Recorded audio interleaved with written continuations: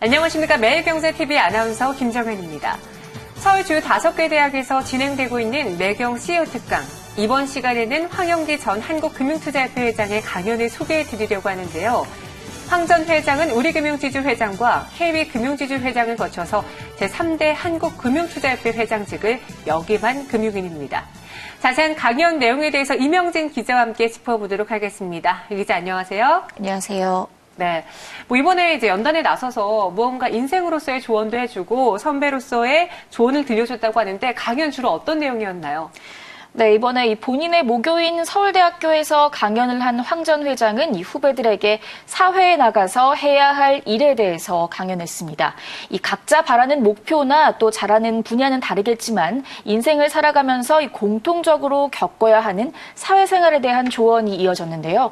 황 전 회장의 이야기를 직접 들어보시죠. 제가 오늘 그 귀한 시간을 받았는데 여러분들한테 좀 해드리고 싶은 이야기는 여러분들이 앞으로 걸어가셔야 할 길, 그 중에 한 가지 길에 대해서 제가 얘기를 하려고 합니다.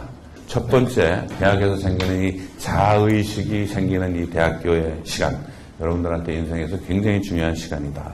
그런 생각을 하게 되고요.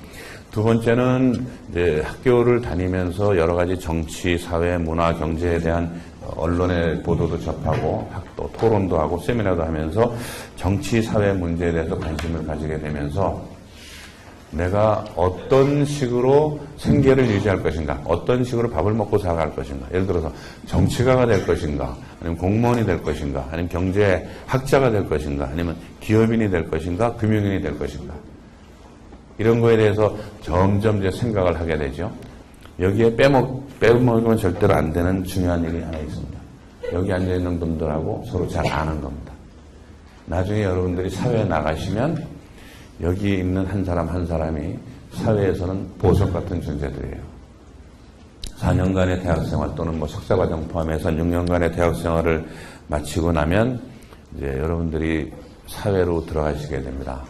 그래서 제가 그 사회 초년생의 생활은 드디어 진검승부의 세계로 들어왔다. 이렇게 표현을 하고 싶어요. 그리고 그런 사회생활을 하면서 여러분들한테 요구되는 그 부담이 옛날에 학교 때, 고등학교 때, 대학교 때 가졌던 부담과는 또 전혀 다른 차원의 부담들이 여러분들한테 주어집니다. 위에서 볼 때는 그 일을 그 사람이 잘 해내는 것도 중요하지만 그 과정도 보고 그 과정에서 생기는 여러 가지 협조 관계, 갈등 관계를 위해서 잘 봅니다. 그래서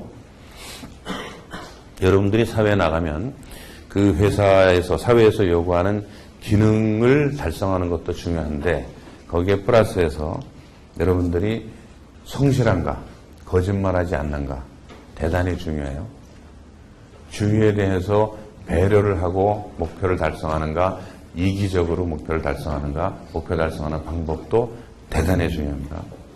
그리고 이 사람이 책임을 지는 스타일인가, 아니면 남의 탓이요 하고 책임을 자꾸 회피하는 스타일인가, 대단히 중요합니다. 우선 사람이 기업은 되게 크죠? 그리고 많은 돈이 돌아가요. 그리고 서로 모르는 사람들이 모여서 어떤 동일한 목표를 위해서 일을 해요. 그렇기 때문에 약간의 불신의 그 시스템이 있습니다. 저 사람이 거짓말을 할지 모른다는 걸로 해서 격리부서가 있고, 격리부서를 감시하는 감사부서가 있고, 감사부서를 또 감사하는 또 다른 부서가 있고, 이런 식으로 체크앤 밸런스가 굉장히 잘 돼 있어요. 그거는 회사에 돈이 많고 사람이 많기 때문에 약간의 불신, 사고를 방지하기 위한 시스템이 있는 거예요. 그렇기 때문에 어떤 사람이 거짓말을 한다, 부정을 한다, 좀 행위가 의심스럽다고 하면은 치명상입니다. 신입사원서부터 저 친구는 좀 믿기가 어려워, 말의 앞뒤가 좀 달라, 치명상입니다. 성실한 사람이 못난 사람보다 훨씬 중요합니다.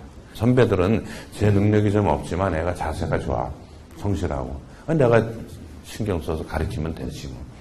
그런데 그 친구는 앞다르고 뒤달라, 사람 뒤에서 남의 말하고 약속 안 지키고 거짓말하는 스타일이야.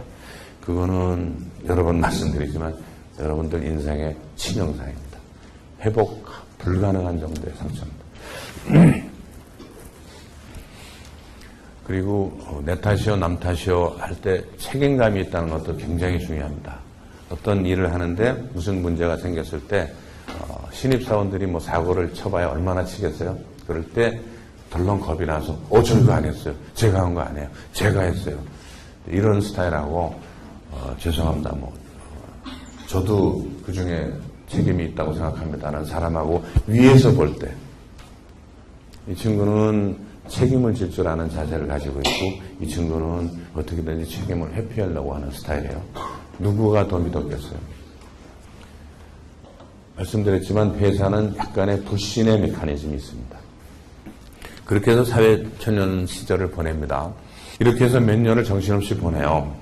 그런데 이제 취직을 하면 나는 기획부서에 가서 회사의 미래를 그리고 싶은데 격리부서에 가는 수도 있고 나는 격리부서에 가서 재무를 배우고 싶은데 엉뚱하게 영업부서에 가는 경우도 있고 그렇습니다. 취직을 한다는 게 취직, 직장을 들어간다 이렇게 표현을 했습니다. 여러분들의 시대는 취직이 아니죠. 직장을 선택하는 게 아니라 직업을 선택하는 거예요. 그러니까 직장 안에서도 여러 가지 일이 있잖아요. 기획, 영업 등등 생산서부터 여러 가지 다양한 일이 있잖아요. 회사 안에서도 내가 일을 선택해서 하고 있는 거죠. 그런데 그 회사 안에 내가 원하는 일이 없잖아요. 그러면 그 일을 찾아서 다른 회사로 가는 거죠. 이런 여러 가지 마음속의 갈등이 굉장히 심한 시점입니다. 나이도 한 30 중후반 됐고 애도 하나 둘쯤 있고 유치원 가야 되고 이런 시점이라 마음속의 갈등이 굉장히 많은 시점이에요. 이럴 때 자기가 두 번째 잡을 택하는 거예요. 그 두 번째 잡이 같은 회사 아닐 수도 있어요. 바깥일 수도 있고요. 그럴 때 내가 하고 싶은 일 그리고 내가 잘할 수 있는 일 사이에서 많은 고민을 이제 하게 됩니다. 하고 싶은 일이라는 것과 자기가 갖고 있는 능력이 잘 맞아야 되거든요. 그러니까 본인에 대해서 스스로가 잘 파악을 하고 있어서 내가 이 일에 대해서는 능력도 있고 재질도 있고 잘할 수 있고 그러고 하고 싶다. 금상첨화죠. 근데 그 차이가 날 경우에 이제 어떤 길을 택하는 게 좋을지는 주의 좀 물어보시라는 거예요. 그리고 이때쯤 되면 여러분들이 이제 새 직업을 택해서 또는 새로운 이제 길을 찾을 때 이때쯤 되면 여러분들한테는 어떤 그 브랜드가 하나씩은 붙을 때가 된 겁니다. 붙어야 하고요. 인간으로서의 존엄성 빼놓고 사회인으로서 저 친구는 뭘 잘해. 이게 프로입니다. 저는 앞으로는 단계가 많을 뿐이지 여러분들 각자가 프로의 세상을 살아가리라고 생각을 해요. 프로로서의 평판도 자기가 프로 선언을 한 시점서부터 1년 동안에 만들어집니다. 첫 번 1년 동안에 비실비실하고 새로 시작했다는데 별로 눈에 띄는 게 없고 1년 지났는데도 내놓는 것도 없고 이러면 일단 본인의 레퓨테이션이 약간 흔들리기 시작합니다. 이렇게 인생마다 중요한 전기들이 좀 있어요. 그 전기 때마다 절대 방심하면 안 돼요. 전기 때마다 정말 자기가 요 때를 놓치면 내가 한 3년, 5년 늦는다 또는 이 기회가 다시 안 올지도 모른다는 생각을 해야 됩니다. 그래서 제가 이제 인생의 성숙 단계라고 부르는 이 프로 초년생 단계 이때는 만사 제치고 자기가 하는 일에 완벽한 프로로서의 기초를 닦고 자질을 함양하는 그런 시간으로 써야 되죠. 이 상태까지 가고 나면 그 다음에 여러분들의 나머지 한 10년, 20년의 인생은 거저 보장됐다 저는 그렇게 생각됩니다. 이제 그렇게 해서 이제 성공을 했어요. 그리고 성공한 사람들에 대해서는 항상 존경도 있지만 존경보다 한 10배쯤 질시와 음모가 있어요. 저는 그렇게 느껴지더라고요. 제가 많이 부족해서 그런 음모 질시를 받았는지 모르겠지만 비교적 체력이 강해서 제가 잘 견뎌냈지만 굉장히 많은 질시가 있어요. 그리고 겉으로는 금융지주회사 회장이니까 리스펙트 하는 것 같지만 실제로는 저 자리 내가 갈 자리인데 저놈이 가 있다. 저런 놈이 왜 저 자리에 있어? 이런 생각을 하는 사람들이 훨씬 많습니다. 많은 사람들이 성공한 순간에 실패의 나락으로 떨어지는 사람이 굉장히 많아요. 그렇기 때문에 쭉 아까 얘기한 것들은 여러분들한테 이제 성공하는 길, 사회에 나와서 성공하는 길에 대한 얘기를 쭉 한 셈인데, 거기에 제가 양념으로 드리는 얘기는 성공했을 때, 자기가 성공했을 때 받을 수 있는 공격에 대한 생각을 이제 미리 해 두시라는 그런 말씀을 드리고 싶어요.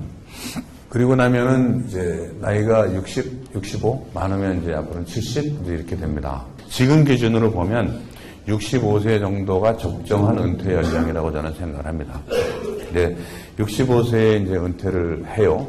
예를 들어서 뭐 성공한 창업자로서 은퇴라든지, 아니면 뭐 금융주주 회사 회장으로 은퇴라든지, 뭐 삼성전자 사장으로 은퇴라든지, 여러 가지 이제 그 은퇴를 하겠죠. 그래서 과거의 영화는 뒤로 하고 은퇴 이후에 자기가 어떤 삶을 살아야 될 것인가에 대해서 늘상 생각을 해둘 필요가 있습니다. 그 중에 굉장히 중요한 거 하나가 종교 또는 봉사예요. 네, 뭐 종교도 종교를 하면 거기서 또 많은 봉사를 하니까 뭐 종교와 봉사는 같이 겹치는 부분도 꽤 있습니다만은 결국은 봉사가 자기가 은퇴한 이후에 사회에 할 수 있는 가장 중요한 일이라고 생각이 들어요. 봉사. 네, 대학 생활하고 있는 학생들에게 많은 도움이 될 조언 드렸는데 또 어떤 이야기들이 있었는지 계속 한번 들어볼까요? 네, 이날 황 전 회장은 이 강연을 듣는 학생들에게 이 학문의 폭을 넓히라는 조언도 잊질 않았습니다. 또 취업을 준비하는 대학생들에게 이 큰 도움이 될 면접에 대한 조언도 남겼는데요. 황 전 회장의 이야기를 다시 한번 들어보겠습니다. 그런데 제가 그 기업에 있으면서 또 바깥에 있으면서 서울대 경제학부 내지 한국경제학계 전체에 대해서 가졌던 불만은 한국 경제 문제에 대해서 소홀하다는 거예요. 왜 우리나라는 지금 소득 격차가 벌어지고 있는가? 또는 한국 불평등의 기원, 이런 멋있는 제목의 책을, 논문을 누가 하나 써주면 좋겠어요. 여러분들 중에서. 불평등의 기원. 또는 우리나라 이 미국에 가보면 뭐 시애틀에 뭐 보잉이 있고 스타벅스 있고 무슨 CNN은 아틀랜타에 본사가 있고 뭐 전국에 다 본사가 다 흩어져 있어요. 뭐 실리콘밸리에 IT 기업들이 많지만 그 외에는 전국에 흩어져 있는데 왜 우리나라는 서울 또는 수도권을 벗어나면 아무것도 안 될까? 지방에 멀쩡한 회사 하나 없고 뭐든지 다 서울로 다 몰리려고 하고 서울 중앙 집중호가 세고 왜 지방은 저렇게 경제가 안 될까? 그러면 우리 경제의 서울 집중화 또는 경제의 수도권 집중화에 대한 연구 뭐 이런 것도 한번 해볼 수 있죠. 그죠? 근데 저는 제 가설이지만 이게 일본은 봉건주의 사회를 겪었어요. 각 지방마다 다이묘들이 있었고 전쟁을 치르고 그러다가 이제 도쿠가 이에야스가 통치를 하고 그런 옛날 중세 봉건 시대가 있었어요. 유럽도 다 그랬어요. 말하자면 지방자치의 경험이 있는 거예요, 옛날에. 그런데 대한민국은 정도전 선생이 완전 중앙 집권 제도 다 해놨죠. 그래서 조선 600년 동안 우리나라 중앙 집권을 했어요. 그래서 중앙 집권의 추억, 우리 한국인 DNA에 깊숙하게 각인이 돼 있어요. 그게 지방 분권화가 안 되는 이유 중에 하나라고 저는 예를 들어 가설을 해요. 그러면 이런 것들을 연결 지으면은 꽤 재미난 논리가 나올 수도 있어요. 왜 우리나라는 지방 분권화가 안 되는가? 그런 것들 서울대학교 경제학부에서 그런 연구에서 논문 써줘야죠. 지금 노동운동을 그동안에 87년 이후로 꾸준하게 해온 분들이 많이 계세요. 지금은 정부에도 굉장히 많이 들어가 있어요. 자, 그러면 우리나라에서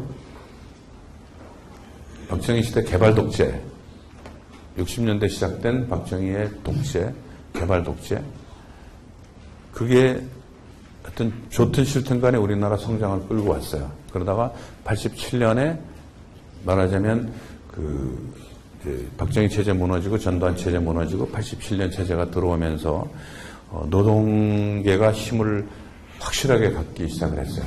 1987년에. 그러면 우리나라의 그 근대 역사에 87년에 6.29 선언 또 6월 항쟁이 저는 굉장히 중요한 경제사적으로도 굉장히 중요한 분기점이라고 생각하는데 그거를 중앙에다 놓고 노동운동이 우리나라 경제 성장에 미친 영향. 우리 이번에 경제학부 학부장 되신 김대일 선생님 노동경제학 전공이시잖아요. 저는 노동이 우리 경제에 미친 영향, 경제 성장에 미친 영향, 소득 분배에 미친 영향 굉장히 재미난 현상이라고 생각합니다. 저는 노동운동이 강해지면서 소득 분배가 나빠졌고 경제 성장이 나빠졌다고 생각하는 사람이에요. 뭐 이렇게 반노동주의자 같지만 제 생각이 그렇게 드는 걸 어떡하겠어요. 그러니까 이게 아니다 그게. 우리나라에서 노동운동이 강해져서 그 강한 노동운동이 소득 분배에 도움이 되었다라고 누가 증명을 좀 해주세요. 이 중에서. 서울대 경제학부에서 A라는 사람은 우리나라의 강력한 노동조합, 강력한 노동운동이 인간의 삶을, 한국민의 삶을 좋게 해줬다라는 증거를 한 사람은 내놓고 또 다른 사람은 그렇지 않다. 소득 분배 더 나빠졌고 성장이 나빠지는 원인 제공을 노동운동이 했다.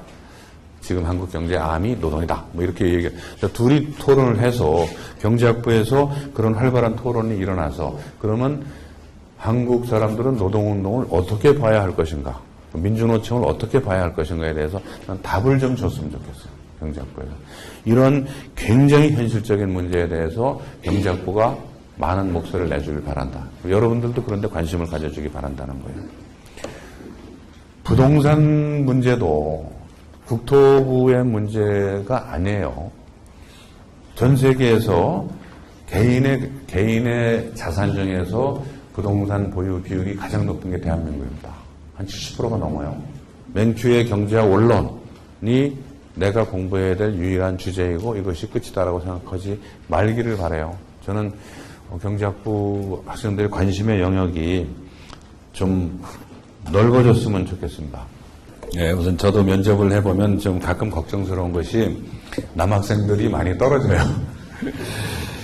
남학생들은 면접을 하러 오면 나름 준비를 했는지 모르겠는데 여학생들은 내가 네이버 들어가서 내가 한 소리, 최근에 한 얘기, 그다음에 회사의 뭐 사시, 뭐 회사의 규모 이런 것들을 다 검색을 해가지고 너무 잘 알고 올 정도로 준비를 굉장히 잘하고 와요. 남학생들이 준비가 좀 적은 경우가 많은데 저는 이제 대표이사로서 면접을 할 때는 저는 질문을 굉장히 심플하게 하는데 당신이 사장이라면 이 회사를 어떻게 끌고 가고 싶은가?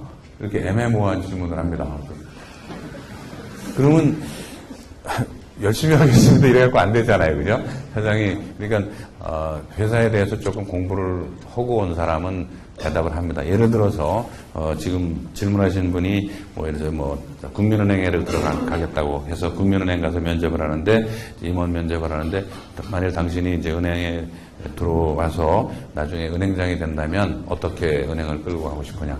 그랬을 때, 그냥 열심히 하겠습니다. 고객을 잘 섬기겠습니다. 이러면 이제 평범한 대답이고, 조금 공부를 하면, 제가 보기에는 국민은행은, 서민금융, 개인금융에는 굉장히 강한데, 해외금융 쪽에는 아직도 좀 부족한 점이 있고, 기업금융 쪽과 해외금융 쪽에 다소 다른 은행에 비해서 약한 점이 있기 때문에 그 부분에 대해서 집중적으로 강화를 할 필요가 있고 인재를 외부에서 많이 영입을 하는 그런 개방된 문화를 가지는 그런 회사가 돼서 세계 최고의 아시아 최고의 금융회사가 10년 안에 되도록 할 자신이 있습니다. 이러면은 괜찮은 점수가 되겠죠. 그러니까 그래서 임원들이 물어보는 건 실무적인 질문이 아닐 수가 있는데, 이제 핵심은, 이 친구가 우선 당황하지 않아야 돼요. 너무 당황을 하면, 착하고 순진해 보이는 거는 좋은 점이에요. 당황한다는 거는. 근데, 너무 당황을 하면은, 얘 나중에 일 시켰을 때, 좀 너무 쫄아가지고 일 잘 못하는 거 아닌가 그런 걱정도 좀 들어서 너무 능글능글 맞게 능청 맞게 해도 그것도 징그럽지만 너무 당황해도 좀 그래요. 그래서 비교적 여유 있는 자세를 가지는 게 좋을 것 같고, 그리고 질문에 대해서 이제 성실하게 답을 하는 게 좋을 것 같고, 더 좋은 거는 그 답 내용에 회사 발전을 위한 제안 같은 게 들어가 있으면 더 좋을 것 같아요. 임원들은 그런 쪽에 더 관심이 있으리라고 저는 생각합니다. 네, 황영계 전 금융투자협회장은 35년간 금융인생을 보낸 업계 전문가입니다. 전문가이자 선배로서 후배들에게 값진 조언을 들려주는데요. 값진 조언을 발판 삼아 여러 대학생들이 각자 인생을 가치 있게 준비했으면 하는 바람입니다.